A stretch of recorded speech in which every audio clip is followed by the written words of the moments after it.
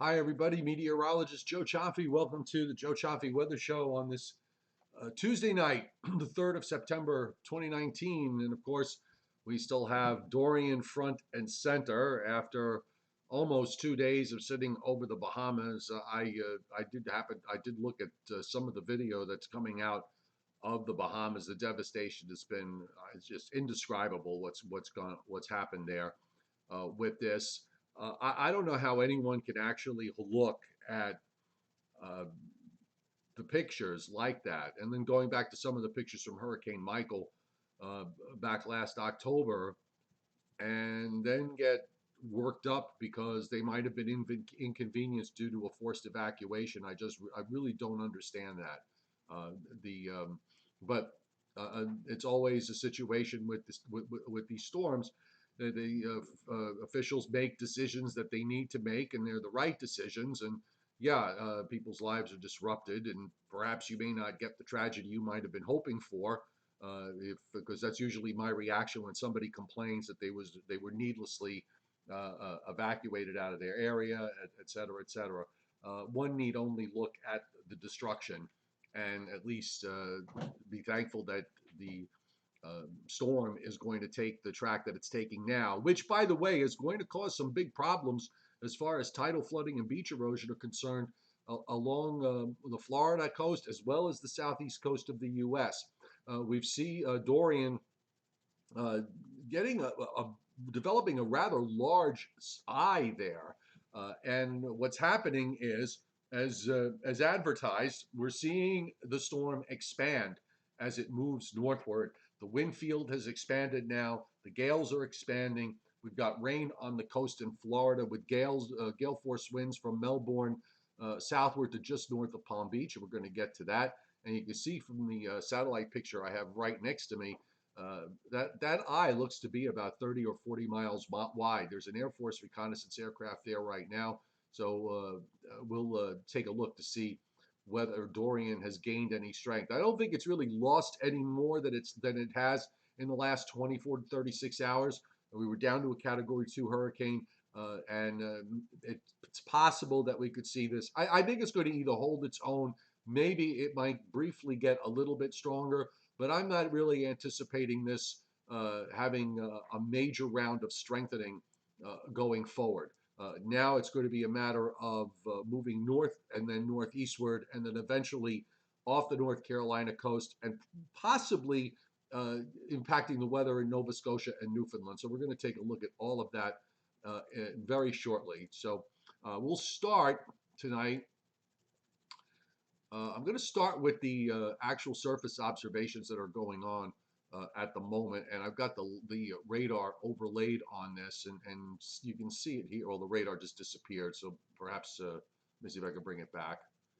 It comes and goes. Hang on one second here. Okay. Sometimes when I take it off, uncheck it, and check it again, it comes on. Okay, it's being stubborn. Well, at least we have a couple of the surface obs, and this is a buoy that's well offshore oh, there we go, the radar echoes are there. This buoy is right at 29 and 78 and a half, and they have a northeast, an east-northeast wind there at 63 knots, gusting to 83. Now that's about 100 or so miles offshore. You can see where the eye is.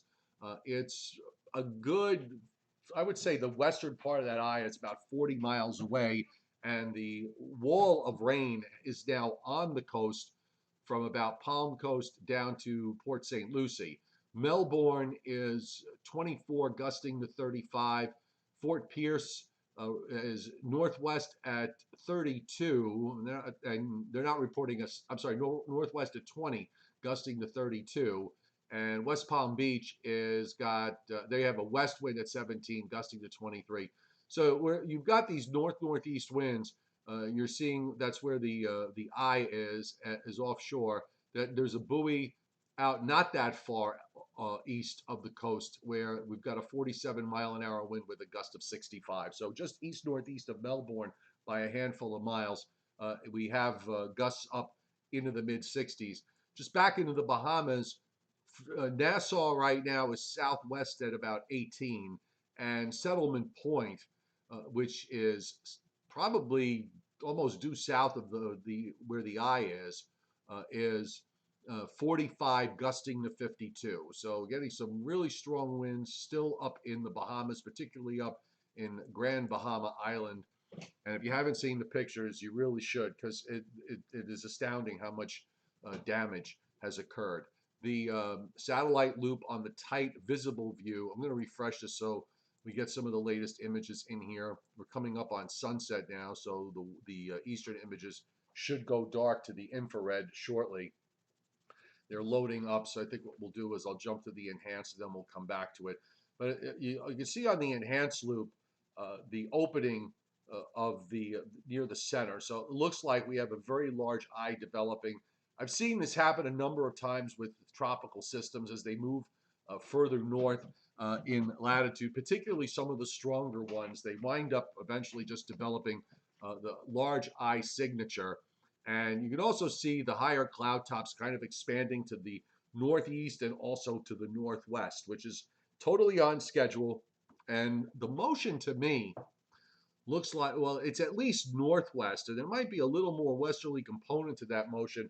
I go back to what Levi Cowan said the other night on his live stream about whether the much weaker storm responding to the lower level steering, which might be a bit more uh, westerly or at least northwesterly. So we could wind up seeing this getting a little bit closer to the coast than what is modeled. It might not be enough to bring it on the coast, but it may bring it closer. And it still doesn't take away the issue where you see all that green enhancement going on off the North Florida coast, and the winds are coming in from the east and northeast and north, and they go around.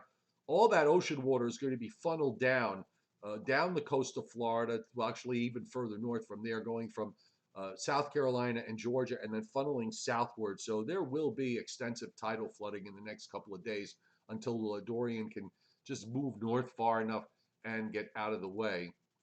And let's see if this, there comes the sunset. And you can see how the center is becoming a bit better defined here, but and also quite large. When you had this storm down to 910 millibars and 185-mile-an-hour winds, the eye was perfectly circular, and it looked like a pinprick. Now that you're seeing the broadening out, the character, as I said, a bit different, and again, also pretty obvious there on the enhanced loop.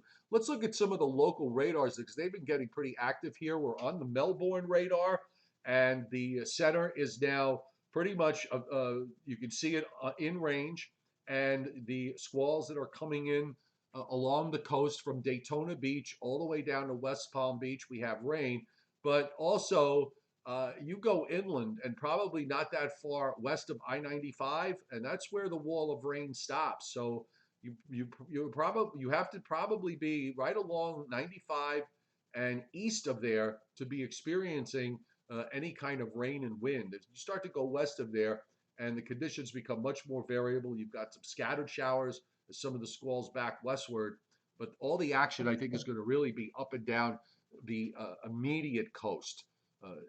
Obviously the western part of the state, there's just absolutely nothing going on.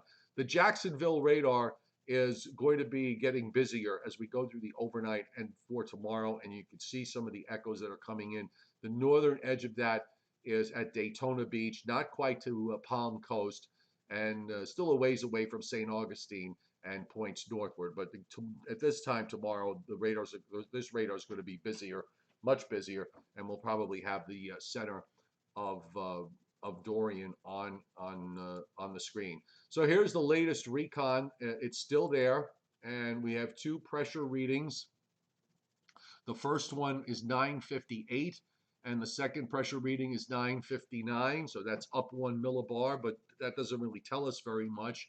And it looks like the general motion is northwest. They carried on the advisory, on the last advisory, they were carrying northwest at 6 miles an hour. So I suppose that pretty well matches up. And looking at the wind barbs, I do see some 96 to 113 mile an hour wind barbs in there. I don't, 96 to 113 knots. I would probably lean to the idea closer to the 96 than the 113. but I don't see any 113 to 137 knots. So my guess is that this is just on the cusp of a Category 3, or maybe just still a strong Category 2 hurricane at this point. The uh, forecast ideas continue to remain the same with Dorian, and I'm running it backwards from Nova Scotia down to Florida. Now we can move it forward on the late afternoon GFS model. You have the track.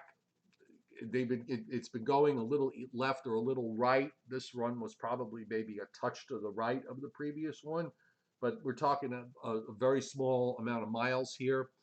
The expansion of the storm means that we're going to see certainly tropical storm conditions going on up the coast, and some places might see hurricane force gusts at least, maybe along the Georgia and certainly the South Carolina coast. Now the GFS, as in the previous run, brings it very close to Charleston, very close to, in this case, it was just, looks like it passes just east of Wilmington. The dayside run, it looked like it passed over or just west of Wilmington, over the Outer Banks, and then for my area, which is eastern Pennsylvania to southern New England, we see a very sharp cutoff.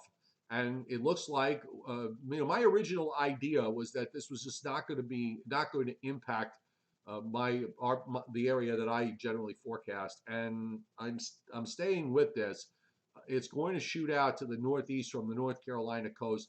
Maybe you might see the northern fringe of the rain getting to south coastal New Jersey and Delaware and the Delmarva Peninsula, and maybe touching eastern Long Island if you wind up having something that corrects in terms of the track. A little bit more action for extreme southeastern New England, but I think the vast majority of this area is going to pretty much miss this, even just a glancing blow, and there will be perhaps some fringe gales coming into the coastal waters, but I don't even think they'll get close to the shoreline. And then from here, this is Saturday morning, it looks like we're going to have a pass very close to Nova Scotia. The GFS has been shifting a little bit further to the south. The European's been coming a little further north, so they seem to be meeting in the middle here. But you're going to wind up taking a rather deep low just south of Halifax and then running it out toward Newfoundland. I think it's going to be a close shave here. And with what's going on in the upper air, that the system is probably going to remain very well energized.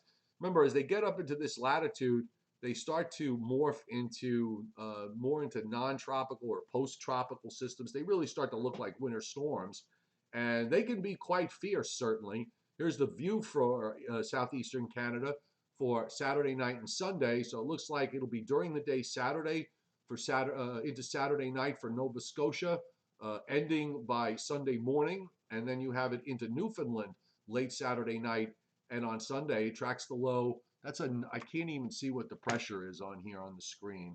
Looks like a 954 pressure that goes over Newfoundland, and only a little bit of snow on this run being indicated up for Labrador. The upper air is all playing out the way it's supposed to play out. We're not seeing any big surprises. It's really funny how that works out, how it worked out. We spent a lot of time last week with all these variabilities, and we waited till toward the end of the week, and suddenly it just became very clear how the upper air was going to play out, and we really haven't vacillated from that very much at all. There's your surface low, and you can see the trough that's moved into the east for later tomorrow, and that's going to lift up and pull out, and then you get another short wave that comes down, and I've been referring to this as the punter. It just punts the storm out to the northeast, and we get into some very nice dry air for Saturday, Sunday, and Monday. So at least we're going to have a really beautiful payoff of weather for the northeast down into the northern mid-Atlantic states when this is all said and done. If you watch the surface track again, you'll see that next big high. So here we have this front. Now, for tomorrow, late tomorrow afternoon and tomorrow evening, the Storm Prediction Center has a marginal risk of severe weather, and I'll bring that map up shortly. so we could examine what we could see with this cold front for tomorrow. Very warm and somewhat humid conditions ahead of it. Then, as the next high just builds up in Canada, we get the northeast winds on Thursday with increasing clouds. Then Dorian goes by, and here comes a nice big high behind it. And as I said, for Saturday, Sunday, and Monday, there's actually a secondary cold front that comes through on Saturday that really brings in the cooler air. So we'll start to bring in some dry air on Saturday. A weak cold front goes by, and then we get the real push for Sunday and Monday. So I think Sunday and Monday will actually be cooler than Saturday. For me, I think we'll see 70s on Saturday and maybe only in the low to mid 70s for highs Sunday and Monday, with nights down into the 50s. So that will feel quite good indeed. So I did mention that we do have severe weather risk for tomorrow. So let's bring up the Storm Prediction Center's map for, well, this is the one for tonight, where we have a slight risk over the Great Lakes and through northern Indiana, northwest Ohio, northeastern Illinois, and also that marginal risk right along the Florida coast where these bands are coming in. We might actually, there wouldn't be a shocker if we wind up seeing a few spin-ups and possible tornadoes with this as it moves northward. But for Wednesday, it's just a marginal risk. And the Storm Prediction Center has actually expanded this a little bit. It covers just about all of New England, down to Long Island, much of New Jersey, all of the eastern half of Pennsylvania, down into Maryland to about the Washington, D.C., Baltimore area. So Washington, Baltimore, Philadelphia, New York City, Hartford, Providence, and Boston, all and the marginal risk of severe weather. We can throw in Albany and Scranton and Allentown and all the other cities in between. And we also have a marginal risk tomorrow for coastal South and Carolina, Georgia, down into Northeast Florida. And of course, that's going to be related to Dorian. Now, we do have a new tropical storm, and that's tropical storm Fernand. No O at the end. It's not Fernando, it's Fernand. And it is a minimal tropical storm off the northeast coast of Mexico. This formed out of this upper low that moved off the Florida coast and headed west. Now we're seeing, we saw a surface low develop from that today. It became a tropical depression this morning, and they made it a tropical storm this afternoon. It is going to go inland sometime Wednesday night or early Thursday morning, and I don't think it'll get much stronger than this. Maybe it'll pick up to about 45 or 50 miles an hour before top winds. So it really is primarily going to be a rain producer, and the Hurricane Center's forecast with this is somewhere. Hang on a second. I had it up on the screen, so we'll bring it again. We also have a new tropical depression out in the eastern Atlantic, Tropical Depression 8. And the system that is to the east of Dorian that still could possibly develop into something. Conditions are going to be favorable for a little while longer, but they actually have it sitting at a, 50% chance.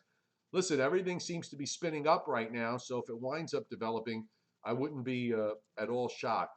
So here is Fernand, and it is at 23.4, 95.9. Top winds are 40 miles an hour, moving to the west at 7. And that's the forecast track. We have tropical storm warnings up for northeastern Mexico up to the Mexico-Texas state line. And there's going to be no impact really. Maybe the northern fringe of some where that rain gets into South Texas down in Brownsville, McAllen, and those areas, but that would really be about it.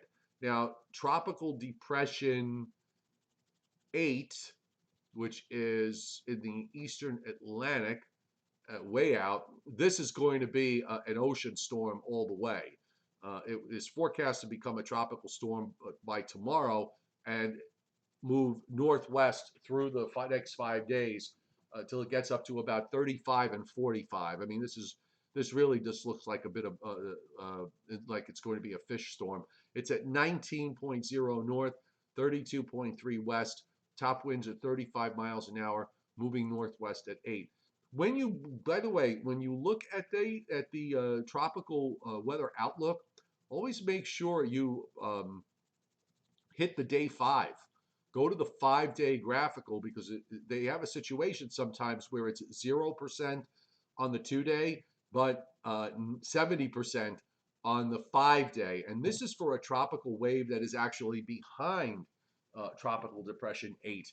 And the Hurricane Center says that and conditions definitely are conducive for tropical cyclone development. And I think that one coming off is one that may wind up at least making an attempt to coming all the way across. So that might be one that we'll be taking a closer look at when we get to the weekend and into next week. And it's only now just coming off the African coast here. So there it is. It's a big wave that is moving.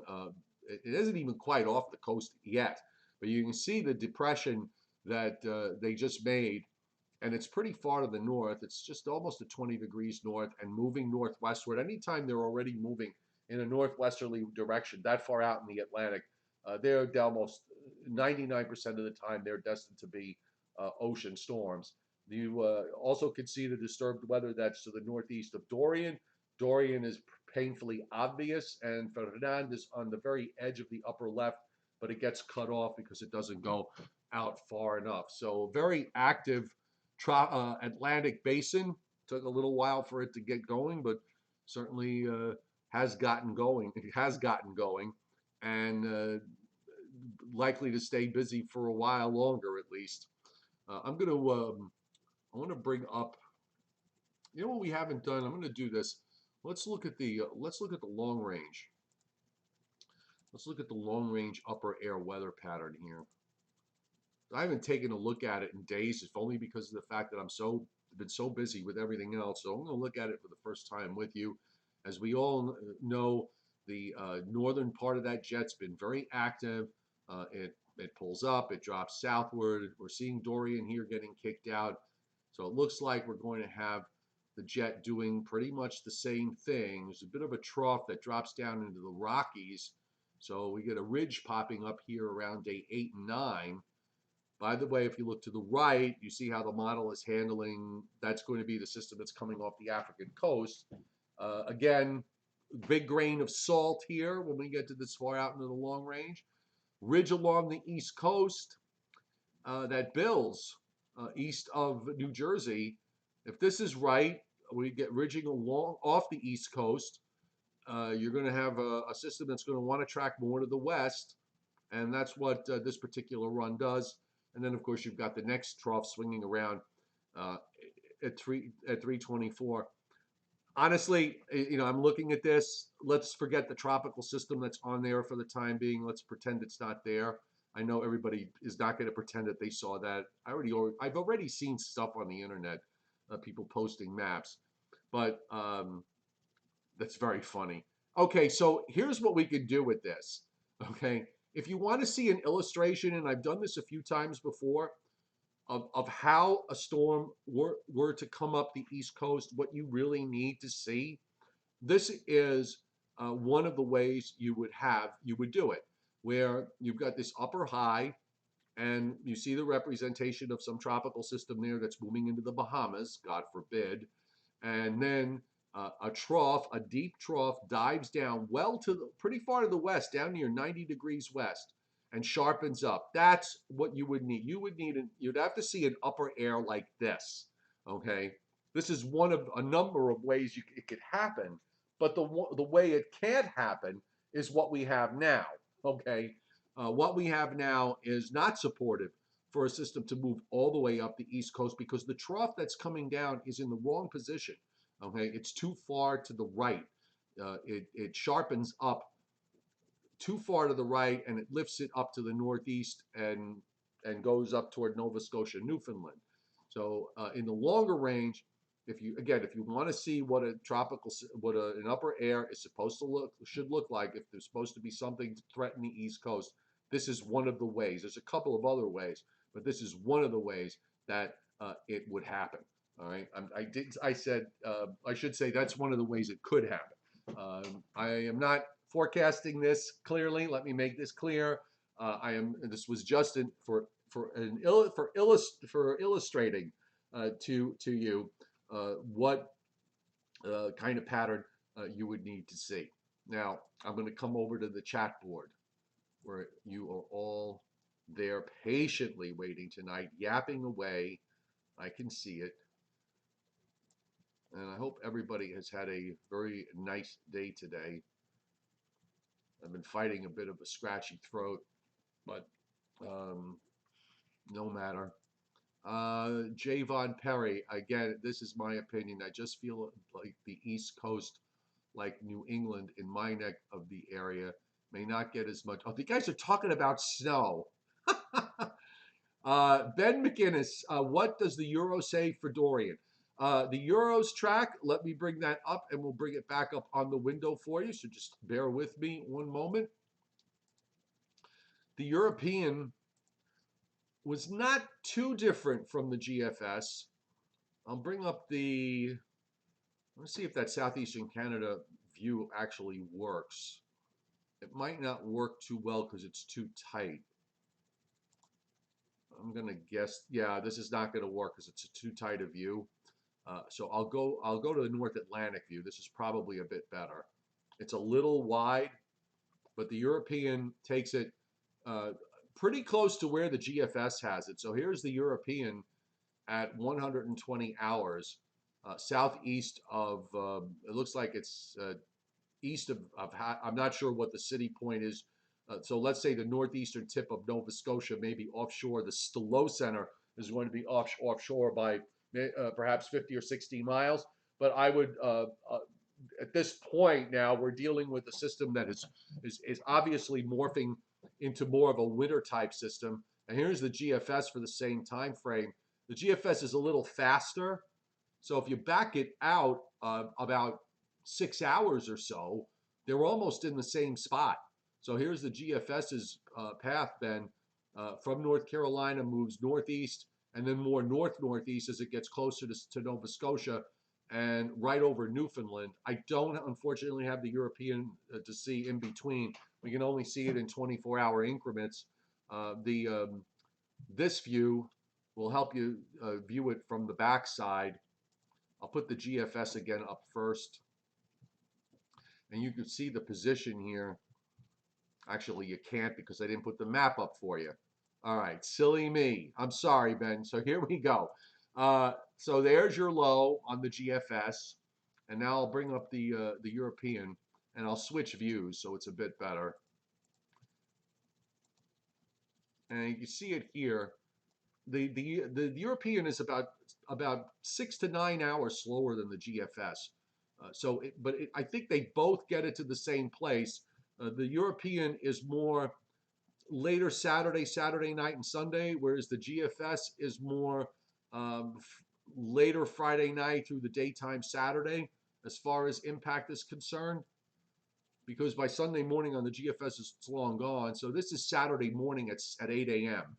So this would be during the day Saturday into Saturday night, and the European is about maybe 6 to 8 hours later in its time frame. But it seems to me like they have the surface low going around the same spot. I tend to think usually the storms wind up moving northward a bit faster than modeled.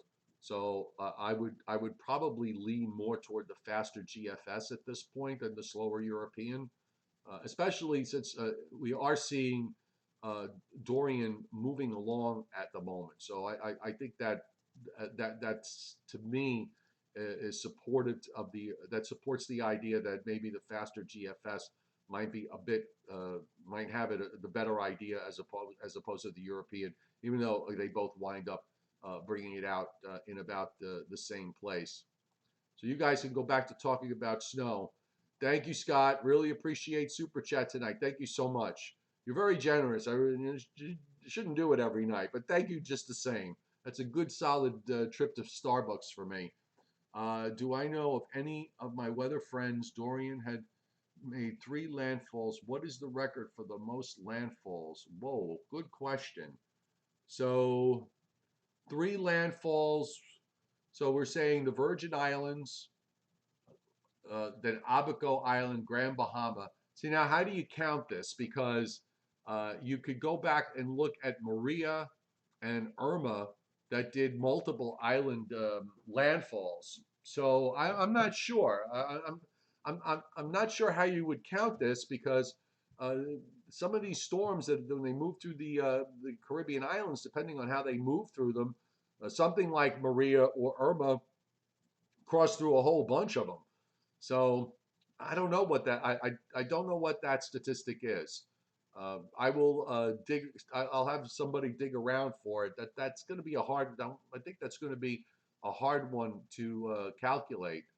Uh, and then of course, yes, we did at Barbados. Did not Dorian went over Barbados, the Virgin Islands, and two of the Bahama Islands in full force. And yeah, throw on any of the network newscasts and look at some of the. If you haven't seen it, the damage, I have something from on my Facebook page that I shared. I believe it was from Weather Nation. I don't remember earlier this afternoon, but they had all these aerial shots from the Bahamas, and it was jaw dropping to me. The devastation, and they still weren't done. That's the scary part. They still weren't done. I still can't believe some of you guys are talking snow. Um, you are so sick and tired, Javon Perry, of your area being under a marginal to even slight risk of severe storms, but you can't get a decent thunderstorm. I listen. I can sort of relate to that on Long Island because for the last well, not so much last year, but say for the prior 4 or 5 years before that, we've been in an absolute thunderstorm drought. Well, I can tell you that that drought's over with. Since I think this is either the second or third tornado warning that we've had, and there was a confirmed tornado in Suffolk County, Long Island last night. I saw pictures of it, not too far from where I live, by the way. So my severe weather drought, at least, is over with. Uh, the, let's see. The way this storm has been moving seems like a winter storm, Joyce Matt. Well, they certainly morph into post tropical. When they get post tropical, they become extra tropical. They have the characteristics. They lose their tropical characteristics, which is a warm core center, and they go to basically a cold core setup where a storm is, you start to see the strongest winds are away from the center. They are spread out across a much larger area. You don't have a concentrated area of very strong winds near the circulation center, but instead you have a higher, the top winds are much lower, and then you have a much larger area that's getting gale force. That's typical in wintertime systems. In tropical systems, it's always that tight little ball that you get to see. What are the wind speeds looking like through the week with Dorian? How much will it weaken? Okay, so what I think will probably happen is that um, I want to see what the recon finds tonight. If it holds its strength at this point, it'll probably weaken. I'm going to guess that it'll be a 1 or possibly still a 2 when it reaches North Carolina. And then after that, when it's moving through Virginia, offshore the Virginia coast and moving northeastward out into the open waters of the Atlantic, it'll probably be a Category 1 through that point as it makes the transition over into a post-tropical storm. Ben, I'm just going to bring the model back up so we can put up the wind field. Now, hang on here. I'll bring this up. Bring up the 10-meter wind, and we'll take a look at the wind speeds. We'll have to use the GFS on this, which we have there. So maps courtesy of tropicaltidbits.com. Probably a good time for me to say while I'm setting this up that you do not use any of these maps for decision-making purposes. You want to make sure you consult your local National Weather Service office or the National Hurricane Center, nhc.noaa.gov. Excuse me. I'm just kind of giving basic explanations of how all of this is working meteorologically. But when it comes to making decisions for your particular area, go to your local officials because they know you know your area best, and so do they. So they're in a position to make to give you a wise opinion. I am not, and again, also the Weather Service is a very good site to use. So you can see the winds here. The purple starts to 50 knots. So they're just scraping the coast of Florida, the 50-knot winds, and touching the coast of Georgia. And it looks like they may actually get in there into coastal South and North Carolina. This is probably at the point that you'll have this as a Category 1 moving out to the northeast. And then you see how that wind field, look how tight the wind field is here at the start. And I can actually even go backwards. We'll go back 72 hours ago. From 72 hours ago, look how tight that wind field is as a Cat 5. And then the yellow is where gales start. And you see what happens during the day today. And those gales just keep expanding, expanding.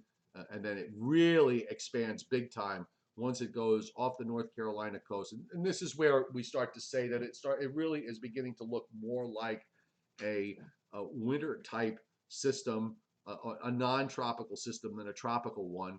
And it does bring certainly gales to Nova Scotia, and you also have these are sustained winds now, so sustained gale force winds and sustained winds of 40 plus right along the immediate coast, and you don't have to go that far offshore into the purple where you start to get into the 50 plus, and some of that comes inland there for Saturday night as the storm is moving away from Nova Scotia. And you've got those northwesterly winds behind it. So this is looking like it could be a bit of a pretty a rough 12 to 15 hours or so with Dorian going by to the northeast for our friends up in southeastern Canada. And as far as rainfall is concerned, and that's another consideration here, looking at the total rainfall amounts, once it starts moving, that tends to cut down on the rainfall. And of course, there really hasn't been much rainfall in Florida itself. Now seeing with the eastward shift, some rainfall amounts of 6 inches and 8 inches plus in that band, mostly right along the immediate coast or offshore. And then you see the trail of rain. You'll notice, by the way, for just north and west of that half-inch line, it cuts off very sharply. And there's very little precip. Once you go north and west of that half-inch line. So you have to basically be in the southern part of the Delmarva Peninsula and southeastern New England, extreme southeastern New England, in and around Cape Cod, Nantucket, Hyannis, etc., where you might see a little bit of precip. So unless we get some kind of major shift northward out of this, and I really am, I think it's up against it. I just don't see how that's going to happen. This should be a non-event for my particular area. And I'm just looking forward to all the cool air that's going to be coming down behind it. J.R. Boy, thank you for hitting Super Chat. I really appreciate it. What storm had the most tornado warnings? Good question. A lot of these questions, there was...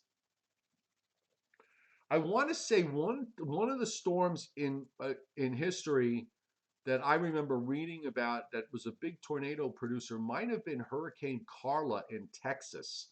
I think Hurricane Carla was a storm that was it was a Cat 3 or possibly even a Cat 4 that moved into Texas, and it was a storm that old CBS News correspondent Dan Rather cut his teeth on when he was a reporter, and he often talked about his experience with Hurricane Carla and how it basically vaulted him to CBS News from Texas.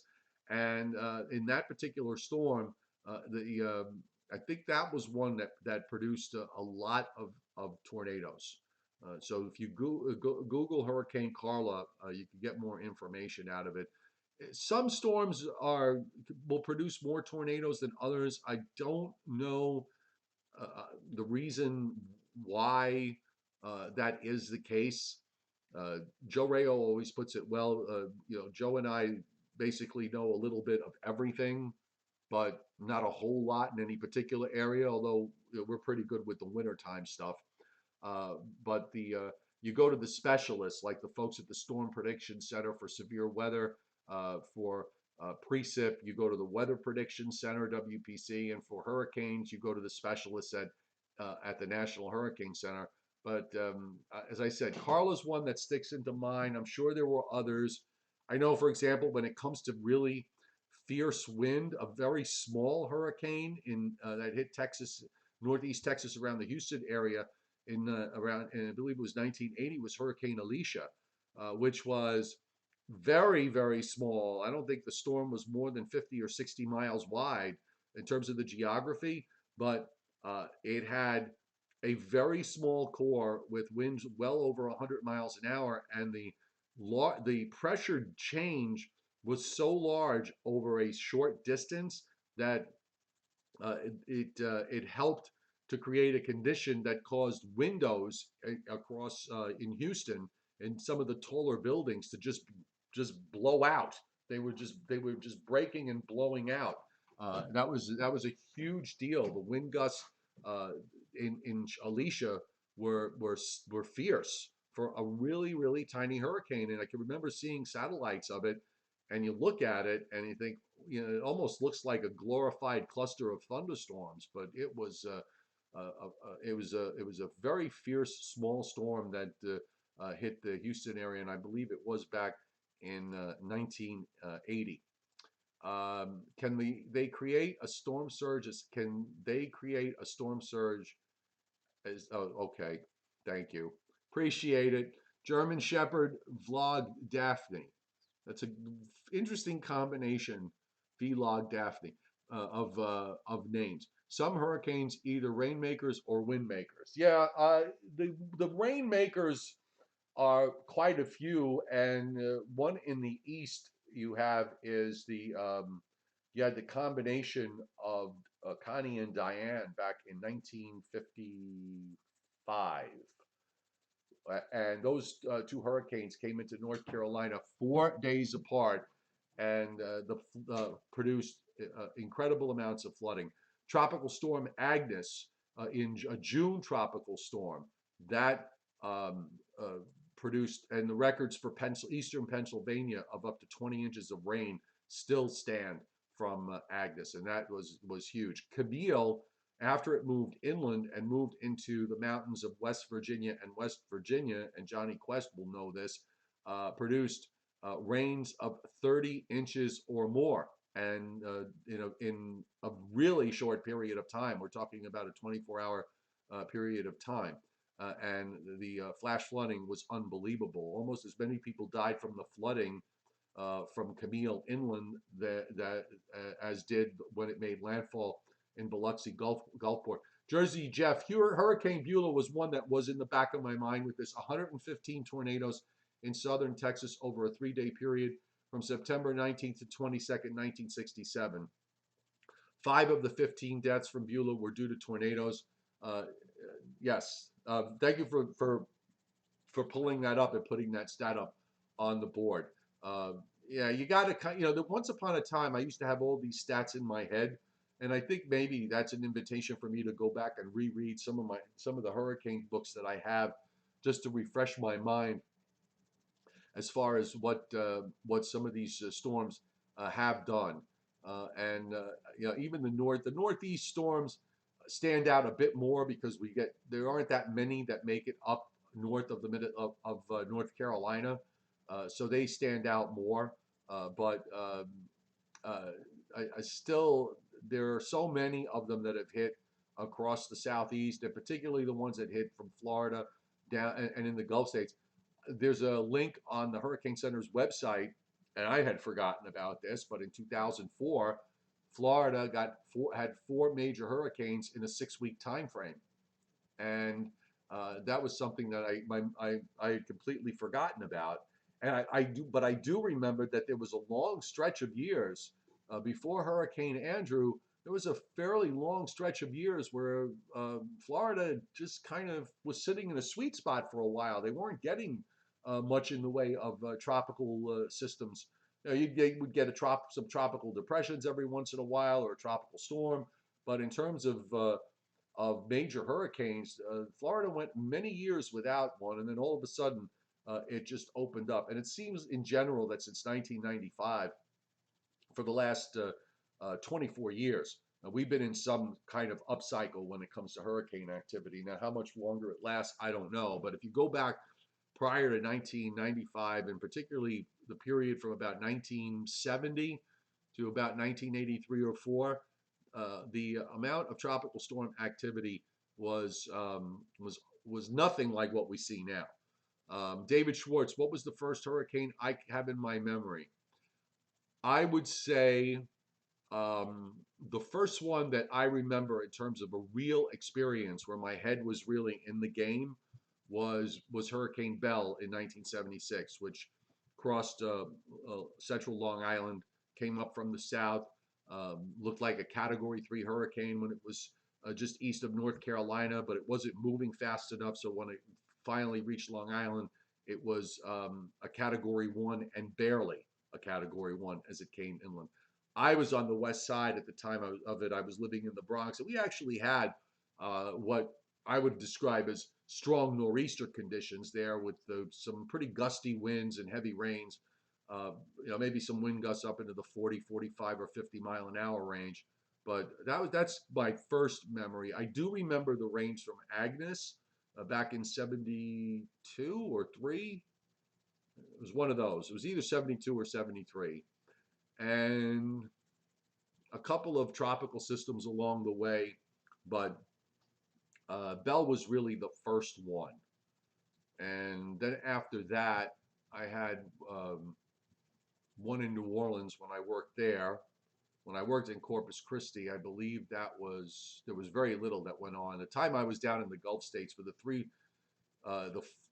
four tropical storm seasons that I spent in the Gulf states, 82 through 86, was nothing much really. 83, 84, 85, 86, those 4 years, nothing much happened really of consequence as far as tropical storm activity at that time. All right, so it's 8:15 Eastern time. Why don't we take a look and see what let me bring up the latest advisory from the Hurricane Center, and we'll see what's going on. Hang on one second, folks. I've got the map up. So at 8 o'clock, the actual plot's going to be the same in terms of on the map. They're not going to make any changes on that until the new full advisory comes out at 11. So at the moment, at least you can see the latitude and longitude on the bottom here. It's at 28.1 north, 78.8 west, so almost to 79 west, moving northwest at 6. So on the next advisory, if it's still moving northwestward, it's going to be inside 79 west. That would put it less than 60 nautical miles from the Florida coastline here and getting closer as long as it keeps moving in a northwesterly direction. I want to take a look. Hang on. Hang in there, folks. Let's just take a look at let's go take a look at the advisory. I want to see what kind of official positions that they're giving here. So Dorian at 8 o'clock, 178.8. So it's 110 miles east of Cape Canaveral, Florida. Top winds 110, moving at 325. So true northwest is 315. So it's slightly north of northwest, if you want to put it that way, at 6. And a lowest pressure of 959 millibars. I wanted to see what the heading was what I was looking for, and let's look at the storm surge inundation tool. See what kind of clues it gives us for the tidal surge in the southeast here.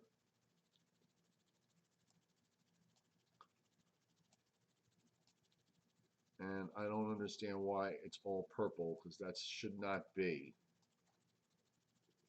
That's your storm surge warning. Okay, that's not what I want. I think I got the wrong map up. Hang on one second. Here we go, storm surge inundation.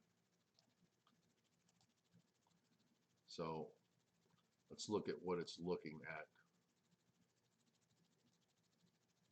This is over the next 3 days.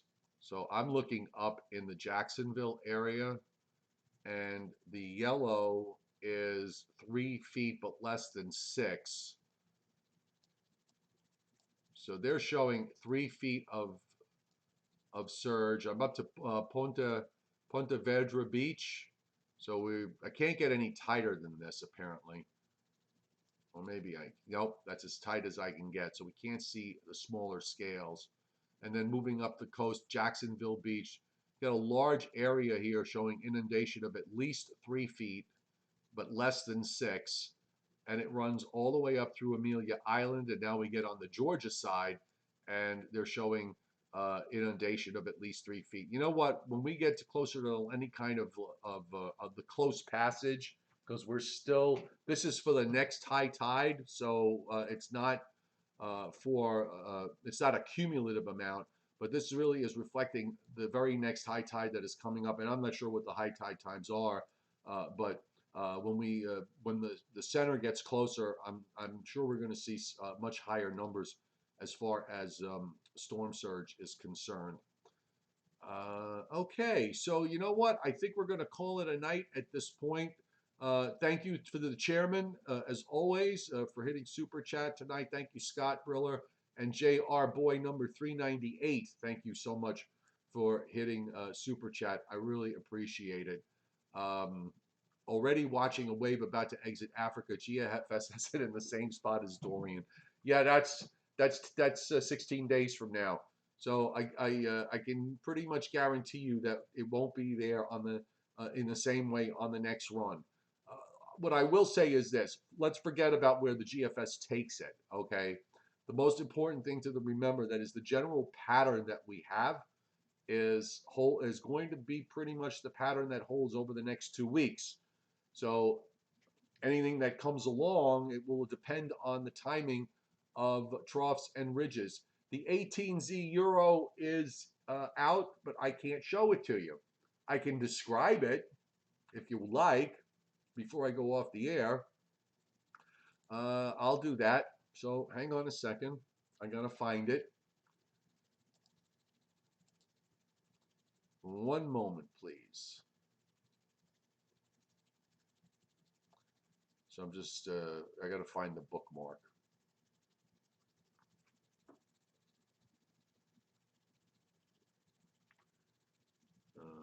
Okay, hang on.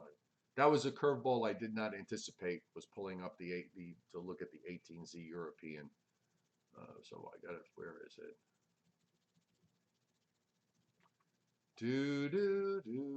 Oh, there we go. Okay, operational. And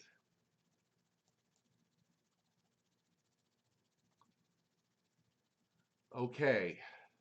Oh my God, it's so tight. I can't even, you know, one of the things I don't understand with regards to the folks with the Euro, can we come up with maps that look a little bit better than somebody, that that that like from a 5-year-old's water coloring book? I mean, they're just, you can do better than this. So it looks like the European has it at 30 north and 80 west, right on the nose. Oh, actually, no, I'm sorry. Now I'm seeing it closer. The 18Z European looks like it actually has Dorian right on the coast near Jacksonville, if you want to believe it. But that makes no sense. Hang on. I shouldn't say that. Look, let me take that back because I'm looking at 18 hours where it's sitting at 1380, and then at 24 hours, it's almost in the same spot, but it's so many isobars are wrapped around it, I can't even see where the low center is. Yeah, it's really strange what it does. So it takes it to about 30 and 80 or 30 and 79, and then it moves it almost straight west at that point, and between 18 and 30 hours, it moves it almost straight west to about Jacksonville. That really, to me, makes no sense at all. But that's what it does. And the 30-hour, that's tomorrow evening at 8 o'clock. So I don't know why. I mean, unless the European is saying that it's still waiting for the next trough to come down. There is a ridge that's building to the east of it, and perhaps it's saying that that ridge to the east is so strong that at least temporarily it gives it a jog to the west.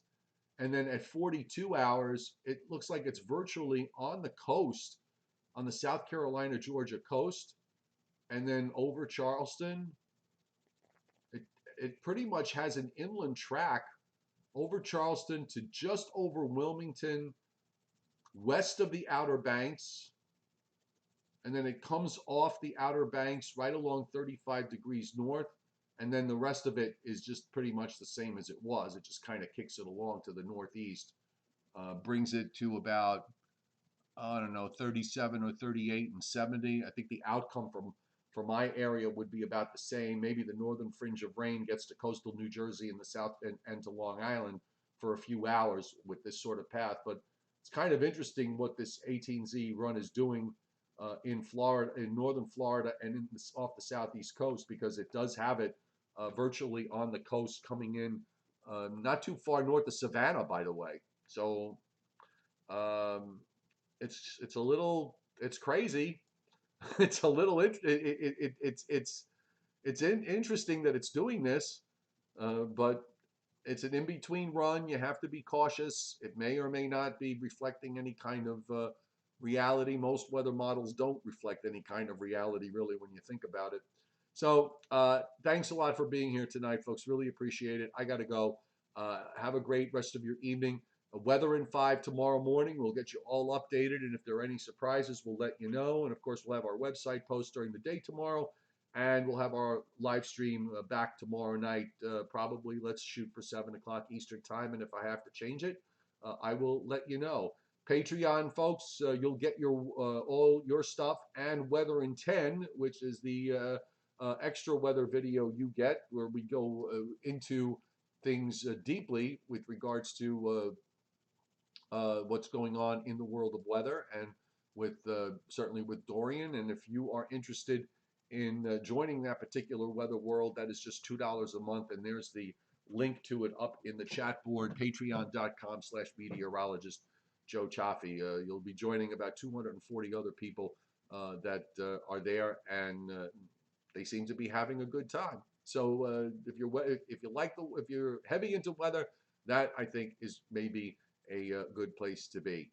All right. Have a great night, everybody, and we'll see you tomorrow.